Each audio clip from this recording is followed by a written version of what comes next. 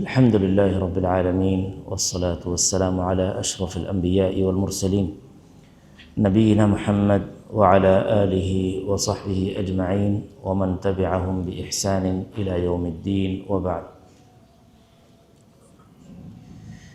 اللہ رب العزت نے ارشاد فرمایا سورۃ البقرہ میں، أَيَوَدُّ أَحَدُكُمْ أَن تَكُونَ لَهُ جَنَّةٌ مِّن نَخِيلٍ وَأَعْنَابٍ تجری من تحتها الأنهار له فيها من كل الثمرات وأصابه الكبر وله ذرية ضعفاء فأصابها إعصار فيه نار فاحترقت كذلك يبين الله لكم الآيات لعلكم تتفكرون.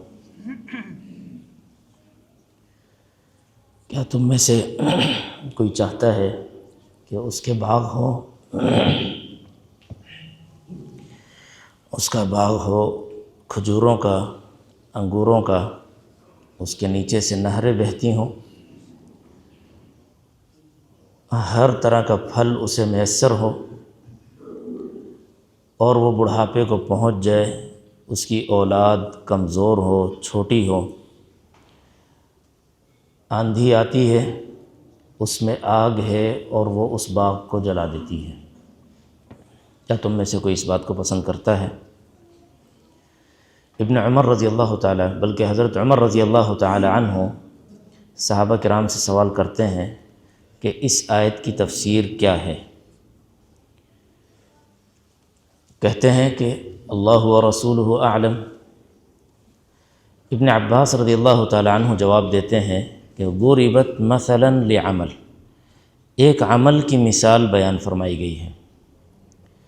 میں کیا مطلب کہ عمل کی مثال بیان فرمائی گئی ہے؟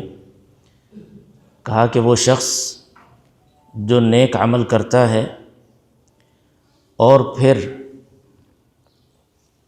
اپنی آخری عمر میں وہ اس نیک عمل کو ضائع کر دیتا ہے اپنی بد عملیوں کے ذریعے، اور پھر جب انتہائی لاچار، انتہائی محتاج قیامت والے دن اس شخص کی طرح جو بوڑھا ہو اور اس کی اولاد کمزور ہو تو اسے ہر دم اپنی اولاد کا غم کھایا جاتا ہے کہ میرے بعد ان کا کیا بنے گا.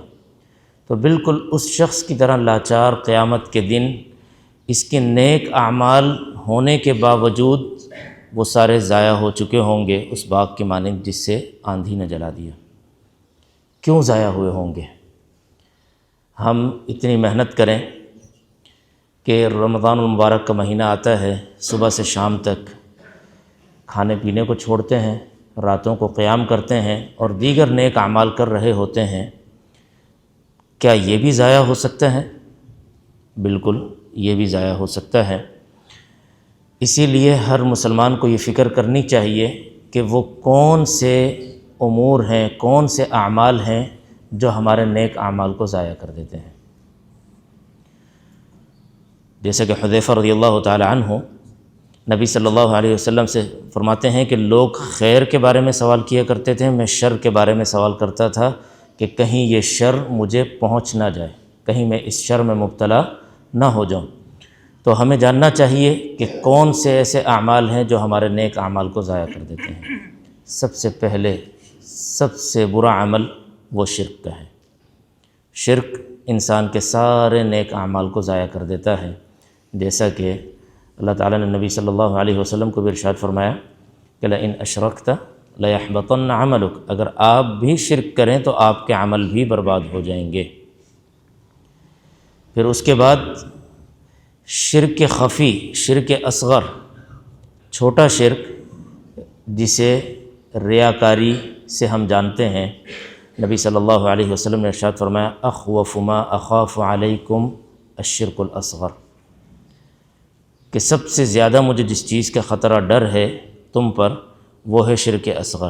شرک اصغر کیا ہے؟ شرک اصغر لوگوں کو دکھانے کے لیے عمل کرنا.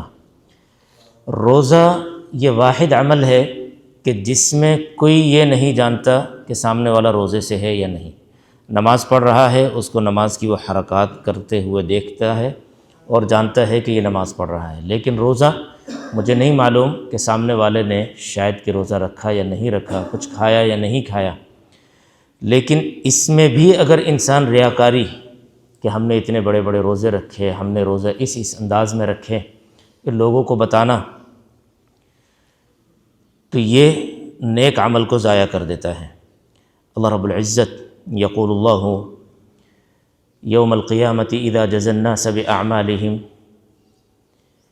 اذهبوا الى من کنتم تراؤون فہل یجزون علی اعمالکم، کہ اللہ تعالیٰ قیامت کے دن جب لوگوں کو بدلہ دے گا تو اس دن یہ کہے گا کہ جن کے لیے تم دکھلاوا کرتے تھے ان کے پاس چلے جاؤ، دیکھو کہ وہ تمہیں تمہارے اعمال کا بدلہ دیتے ہیں یا نہیں۔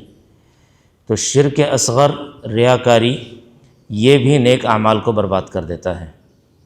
اور پھر اس کے علاوہ دیگر اور کچھ معاملات بھی، جیسے قطع رحمی کرنا۔ نبی صلی اللہ علیہ وسلم نے صلہ رحمی کی تاکید فرمائی اور فرمایا من احب ان یبسط له فی رزقه وینسأ له فی اثرہ فلیصل رحمہ، جو چاہتا ہے کہ اس کی عمر میں برکت ہو، اس کی رزق میں برکت ہو، کشادگی ہو، تو اسے چاہیے کہ وہ صلہ رحمی کرے۔ اور نبی صلی اللہ علیہ وسلم نے ارشاد فرمایا لا يقبل اللہ عمل قاطع رحم، کہ اللہ قطع رحمی کرنے والے کے عمل کو قبول نہیں کرتا، بلکہ جہاں نبی صلی اللہ علیہ وسلم نے مسلمان کو مسلمان کے ساتھ دوستی اور بھائی چارہ قائم کرنے کی تاکید فرمائی،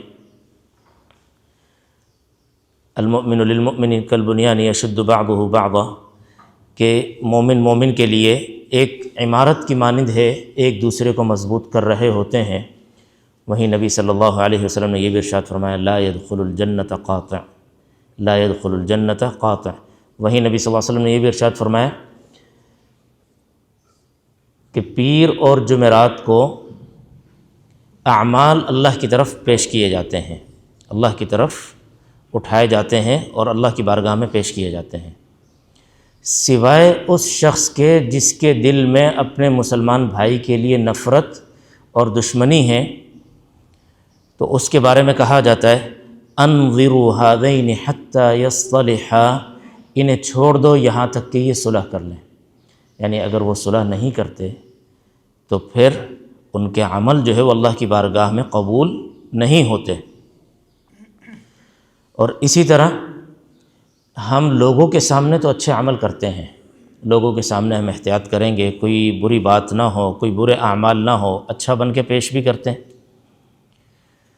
لیکن ہماری خلوتیں کیسی ہیں، ہماری تنہائیاں کیسی ہیں؟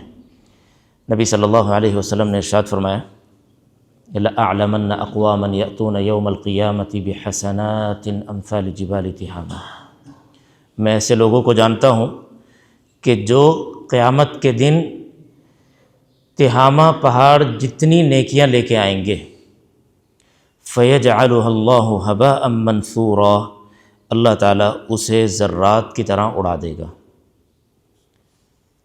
اب ثوبان رضی اللہ تعالیٰ عنہ جو اس حدیث کو روایت کر رہے ہیں، وہ کہتے ہیں کہ صفہم لنا یا رسول اللہ، جلہم لنا، ان کا وصف بیان کیجئے، ان کی وضاحت دیجئے کہ وہ کون لوگ ہوں گے۔ نبی صلی اللہ علیہ وسلم نے ارشاد فرمایا کہ اما انہم اخوانکم ومن جلدتکم، تمہارے بھائی ہوں گے، تمہارے جیسے لوگ ہوں گے، وَيَأْخُذُونَ مِنَ اللَّيْلِ كَمَا تَأْخُذُونَ، اور راتوں کو اسی طرح عبادت کرتے ہوں گے جس طرح تم عبادت کرتے ہو۔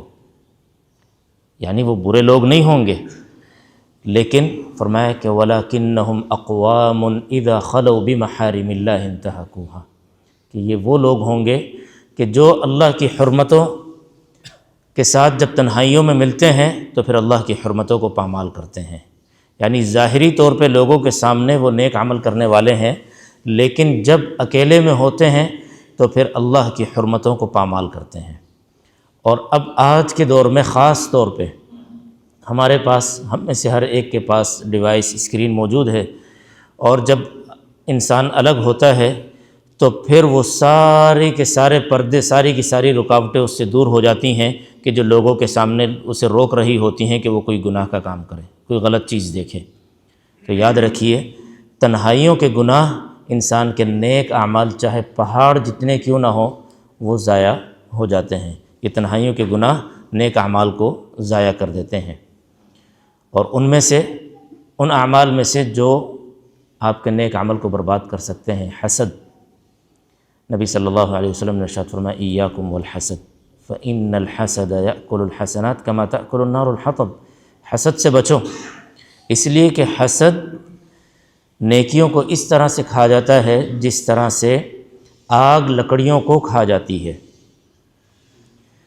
تو حسد یہ ایسی بیماری ہے، ایسی برائی ہے کہ جس میں انسان سامنے والے سے پہلے اپنے آپ کو ہلاک کر رہا ہوتا ہے۔ حسد کرنے والا انسان کبھی سکون میں نہیں رہتا۔ ایک یہ بے سکونی، اور پھر اس کے ساتھ انسان کے نیک عمل برباد ہو جائیں تو پھر اس سے بڑا، اس سے زیادہ خسارے والا کون ہو سکتا ہے؟ اور لوگوں پر ظلم کرنا یہ بھی نیک اعمال کو برباد کر دیتا ہے۔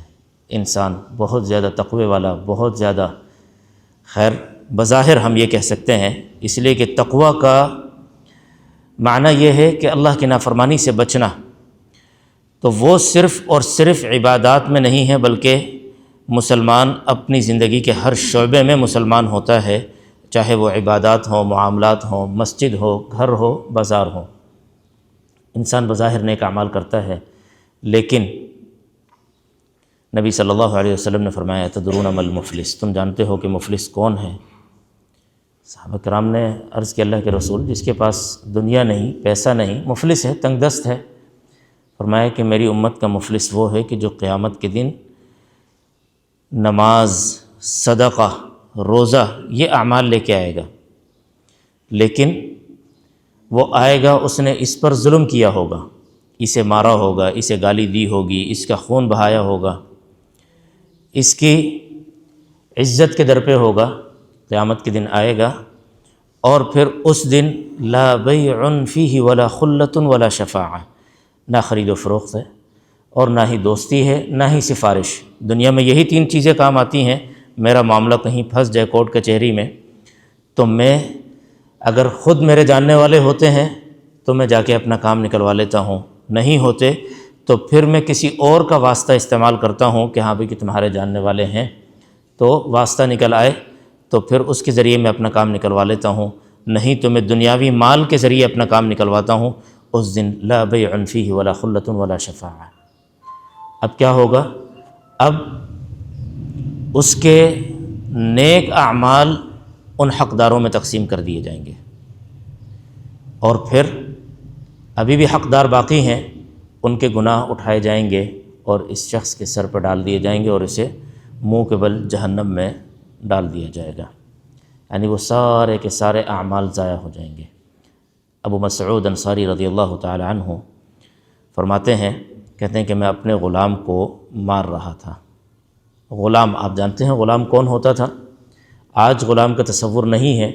غلام انسان کی ملکیت ہوا کرتا تھا، انسان اسے بیچ سکتا ہے، خرید سکتا ہے، اور اسے کسی کو تحفہ دے سکتا ہے، یعنی اپنے مال، اس کا اپنا مال ہوا کرتا تھا، جیسے چاہے تصرف کرے۔ شریعت نے اسے ضابطے فراہم کیے کہ اس پر ظلم نہ ہو، اسے اپنے بھائیوں کی طرح اس کا خیال رکھو، اور اس سے اتنا کام لو جتنا کام وہ کر سکتا ہو، اس پہ ضرورت سے زیادہ بوجھ نہ ڈالو، لیکن وہ انسان کا اپنا مال ہے، اس میں تصرف کا اختیار رکھتا ہے۔ اسے وہ مار رہے تھے، کہتے ہیں کہ میں نے آواز سنی کہ یا ابا مسعود للہ اقدر علیک منک علی، کہ اللہ تجھ پر زیادہ قادر ہے جتنا تو اس غلام پر قادر ہے، جتنا تیرا اختیار، تیرا بس اس غلام پر چلتا ہے، اللہ تجھ پر زیادہ قدرت رکھتا ہے۔ کہتے ہیں کہ میں نے پلٹ کے دیکھا تو نبی صلی اللہ علیہ وسلم تھے۔ تو ابو مسعود کہتے ہیں کہ میں نے کہا کہ اللہ کے رسول هو حر لوجہ اللہ، یہ اللہ کے لیے میں اسے آزاد کرتا ہوں۔ نبی صلی اللہ علیہ وسلم نے فرمایا کہ لو لم تفعل للفحتک النار او لمستک النار، اگر تم ایسا نہیں کرتے تو تمہیں جہنم کی آگ چھو لیتی۔ تو یہ وہ اعمال ہیں، اور ان کے علاوہ دیگر بھی ایسے کچھ بدعملیاں ہیں کہ جو ہمارے نیک اعمال کو ضائع کر دیتی ہیں۔ تو انسان جب بھی نیک عمل کرے تو ان چیزوں سے پرہیز کرے جو اس کے نیک عمل کو ضائع کر دیں، ان چیزوں سے احتیاط کرے، بچے، اس لیے کہ دین جو ہے وہ اللہ کی اطاعت اور فرما برداری، اوامر کے معاملے میں کہ جو حکم دیا گیا اس پہ عمل کرنا، اور نواہی محرمات کے معاملے میں کہ جس چیز سے روکا گیا اس سے بچ جانا، اللہ رب العزت سے دعا ہے کہ اللہ رب العزت ہمارے نیک اعمال کو محفوظ رکھے۔ اللہ رب العزت ہمیں ان اعمال سے بچائے جو ہمارے نیک اعمال کو برباد کر دیتے ہیں۔ اللہ رب العزت ہماری تمام نیکیوں کو قبول فرمائے۔ وآخر دعوانا الحمد للہ رب العالمین۔